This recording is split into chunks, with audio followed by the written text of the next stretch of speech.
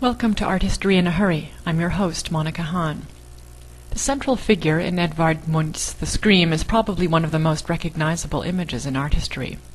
What is this poor, tortured person screaming about? Well, he's probably not screaming at all. The inspiration for this painting came as Munch was walking one night along a promenade above the fjord at Oslo. He later recalled the event. "I was out walking with two friends. The sun began to set. Suddenly the sky turned blood red. I paused, feeling exhausted, and leaned on the fence. There was blood and tongues of fire above the blue-black fjord and the city. My friends walked on, and I stood there trembling with anxiety, and I sensed an endless scream passing through nature." Many art historians interpret the figure as a representation of Munch himself, covering his ears to block out this existential scream of nature he described in his vision. The artist's model for the figure, though, may have come from a Peruvian mummy like this one, which he could have seen at the Universal Exposition in Paris in 1889.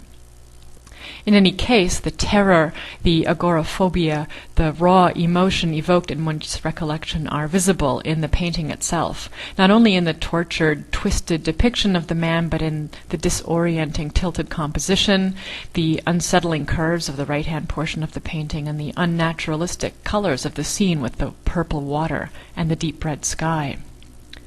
Perhaps that red sky was not only an expressionistic choice of Munch's to heighten the drama of the scene. Many of Munch's late 19th century contemporaries were experimenting with the unnatural use of color to convey emotion.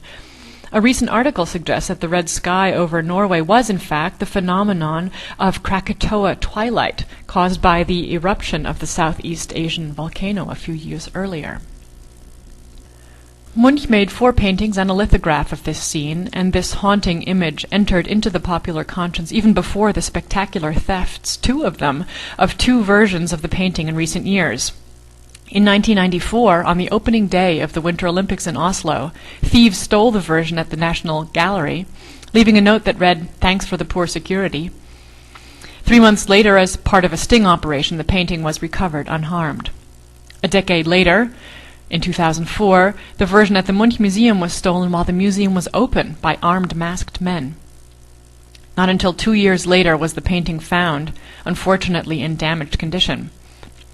It has undergone extensive restoration at the museum and is back on view again, along with the other painting that was stolen on that day. The paintings were recovered only a week after the Mars Company had launched its Scream campaign for dark chocolate M&Ms, offering 2 million candies for the painting's return. And there have been many other references to this painting over the years, from TV cartoons to Hollywood movies, and the image has been used in coloring books and gag toys. With such wide recognition and public favor, it's almost difficult to imagine that during his own lifetime, Munch's work was declared an insult to art.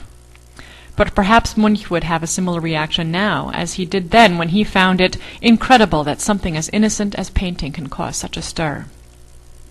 Thanks for joining me today. This has been Art History in a Hurry. See you next time.